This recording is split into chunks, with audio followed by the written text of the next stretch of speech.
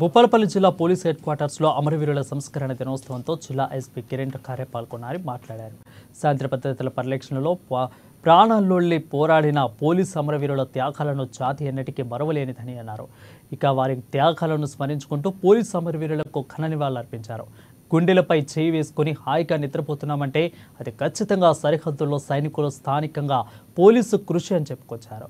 తీవ్రవాద ఉగ్రవాదం అరాచకం శక్తుల నుంచి రక్షణ కల్పించేది కేవలం పోలీసులు మాత్రమే అని, దేశంలో ప్రాణాలు శాంతి భద్రతలను పరిరక్షిస్తూ ప్రజల జీవితాలకు ఆస్తులకు రక్షణ కల్పిస్తూ నేరాలు విధ్వంసాలు జరగకుండా పౌరుల ఆస్తులను రక్షణ కల్పించడం, నేరాలను నిరోధించడం, పౌరులను కాపాడిన ధైర్యవంతులు సాహసవంతులు పోలీసులు. వారి సేవలను గురించి ఎంత చెప్పినా తక్కువే. అటువంటి పోలీసులు అమరవీరులను స్మరించుకుంటూ వారి త్యాగాలను గుర్తు చేసుకుంటూ ప్రతి సంవత్సరం అక్టోబర్ 21న పోలీసు అమరవీరుల సంస్కరణ దినోత్సవం జరుపుకుంటామని కొనియాడారు. ఈ కార్యక్రమంలో జిల్లా కలెక్టర్ రాహుల్ శర్మ, అనంతపల్లి ఎస్పీ, స్థానిక డిఎస్పీ సంపత్ రావు, సిఐలు, ఎస్ఐలు, పోలీస్ సిబ్బంది పాల్గొన్నారు.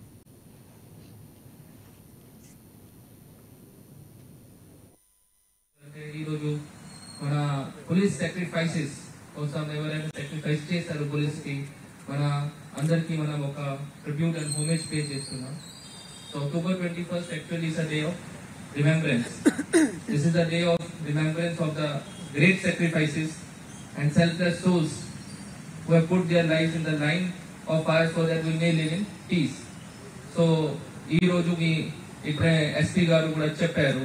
So 21st October 1959 లో 10 of our policemen lost their lives while they were patrolling duty on Exide chain against Chinese aggression.